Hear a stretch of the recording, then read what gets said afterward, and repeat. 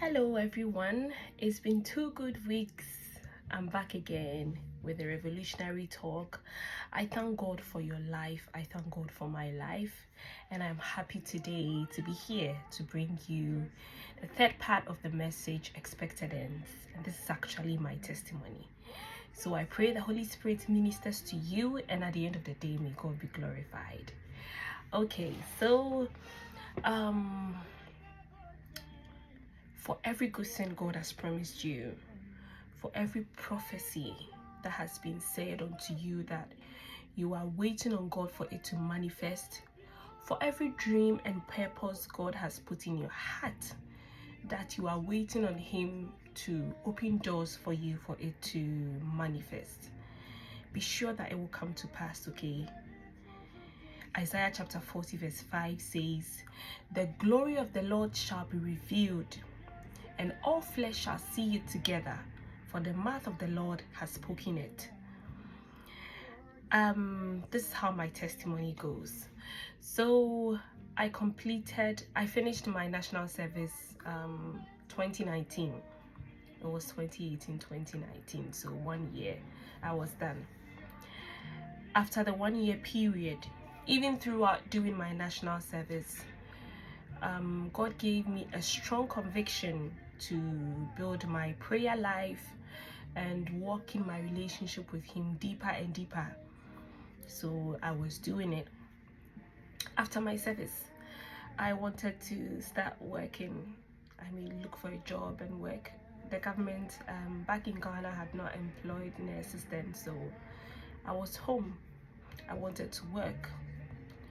The conviction was so strong that I should set aside a period, some time, to build my relationship with God, walk deeper and deeper into getting to know God, build my prayer life and my Bible study life. It didn't make sense because I was living alone then. And it's not all the time that you can fall on your parents to give you something. I was a fully grown woman by then. I wanted to make life, like make something out of my life, make something out of my certificate. But this was the situation where God was telling me to set aside a period of time. This time I was living alone. It was just me. So I had enough space for a good about 9-10 months to study the Bible well, to pray well, and that was the time where I started having dreams. I started having visions. I started hearing God with clarity. Yes. So when I heard that, a part of me felt it was true to go on that path, and a part of me felt like, well, it's difficult, very difficult, but I heeded the call and I walked on that path. I invested in that path, and it wasn't easy because who would provide for me? But God came through ways and means that was miraculous. I'll put it that way. I remember my auntie used to tell me back then that the way I easily get things, it's strange, but I knew it was the doing of God. That's what I can say. I just knew that it was the doing of God. So fast forward, I was investing in it, going back and forth, praying, studying the word of God more. That was when I actually started Revolutionary Talk. But this time around, I was doing it on WhatsApp voice notes. That was what I was doing. I just felt I wanted to do something out of love for God. I said, God, I love you. I'm going to start telling others about you and my experience with you and the things you've taught me.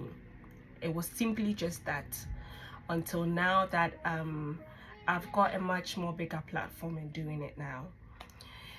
So on that path, as time went on, there were struggles. There were days of struggles. There were days God provided more. There were days provision was less. And I didn't tell anybody because it wouldn't make sense to anybody. I had to keep it to myself. So I did keep it to myself. There were days that there was nothing. But I think God was actually training me. So for some reason I myself can't explain, I found joy in that place. In days that financially, something to eat and all of that, there was nothing. I'm going to be honest with you, there was nothing. But for some reason I found joy in that moment. There were times that I could cry. There were times that I beat myself about it. There were times that I felt this is too much. But after the tears, I found reasons to be happy and smile.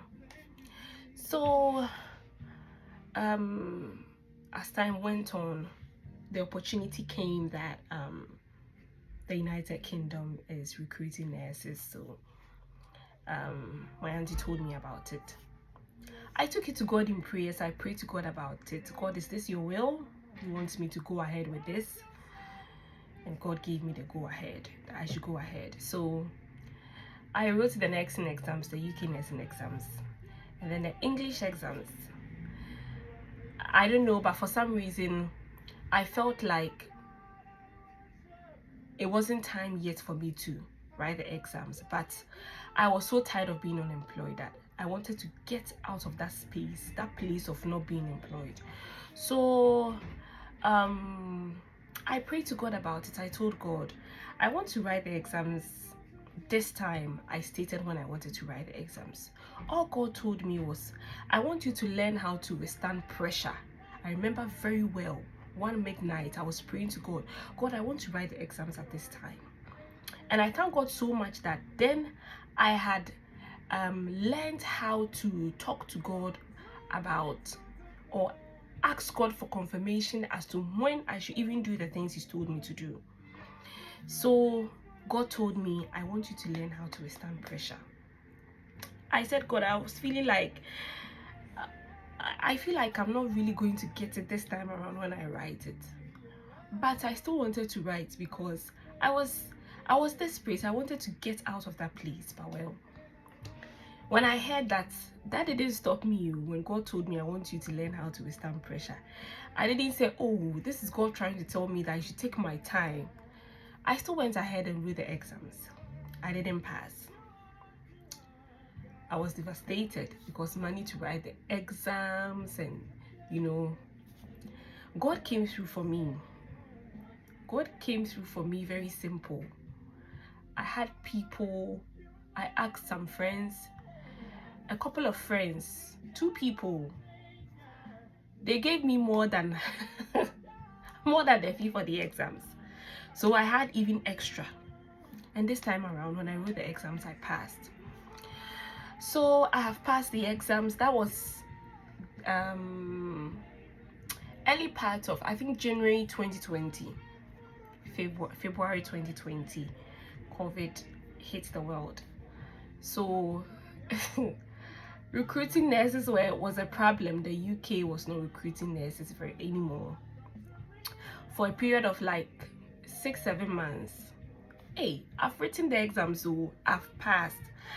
I have gotten everything ready, the UK NMC, all the requirements that they were looking for. I had met all of them. I was waiting on God. I applied. Some people I knew had applied, had even gotten theirs, had things I've gone through for them, they've left. I'm still applying. I'm not getting any good feedback. I was devastated. And it was after service. I was also looking forward to the government employing us. The government wasn't. So still back to square one, I would say.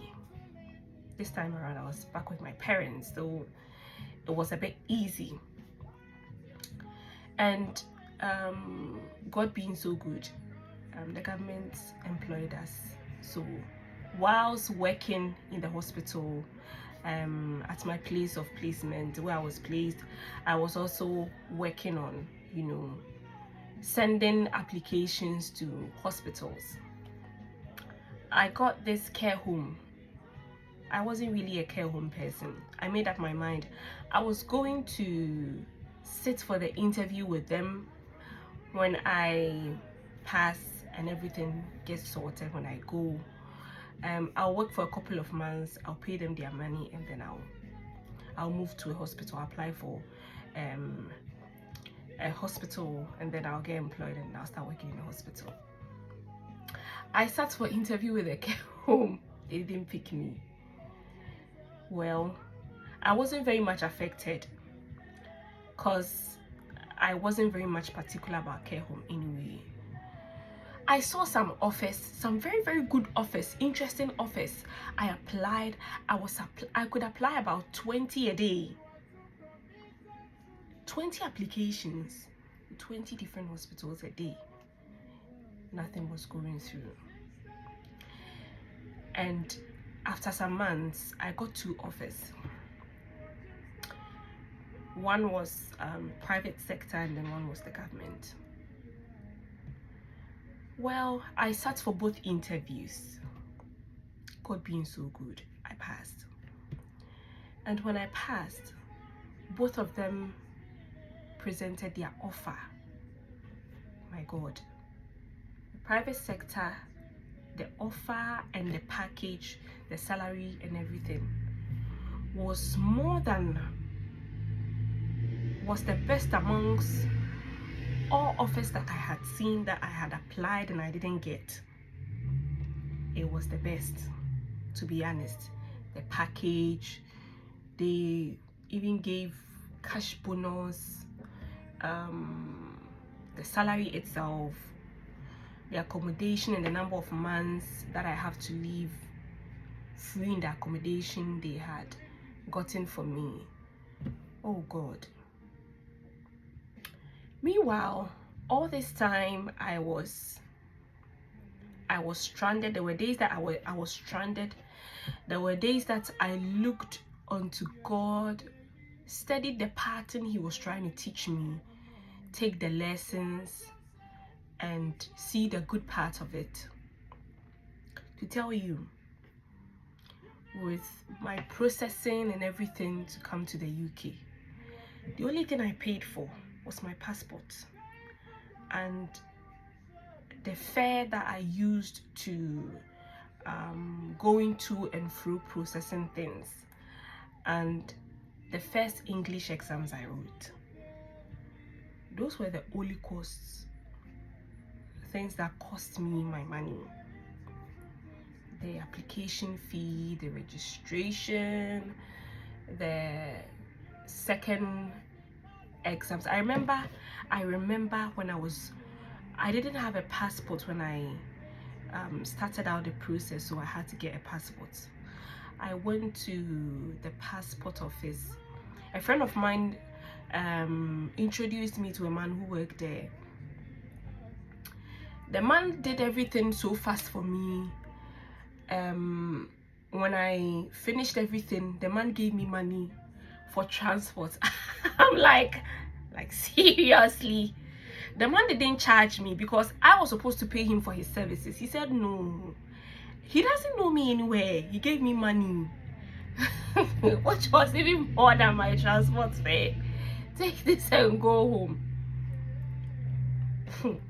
When God tells you to wait, it may look like one of the most stupid things in the world, because I could never bring myself to tell anybody that I was God has told me. They will tell you, where did you see God? Where did you hear God telling you that? Dedicate this number of months to getting to know Him. People tell you, don't you go to church? Don't you read the Bible? So can't you work and be praying? And it didn't make sense. But at the end of it all, what God did, oh God. So my dear, I'm here to tell you today that If it's God telling you to wait, find rest. Apostle Joshua Selman will say, me alone can fail, but me and Jesus, we can never fail together.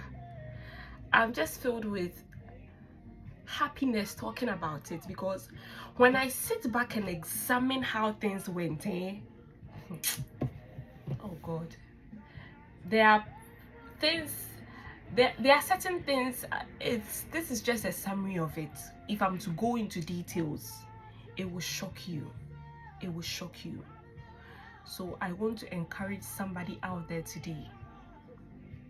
Unless you don't have a relationship with God and you don't hear God, but if you have a relationship with God, if you are walking in a relationship with God where you can hear your Father speaks to you, your Father loves you, your Father wouldn't leave you stranded. Trust Him, and it is the best thing that will ever happen to you. I'm glad that today I'm able to sit here, laugh about all those hard times, and then the good that came out of it, and then share it with you. It's a revolutionary talk, and next week I've got the fourth part of this message. Yes, there's something extra I want to share with you about expected ends. So I love you, and God bless you, and take care.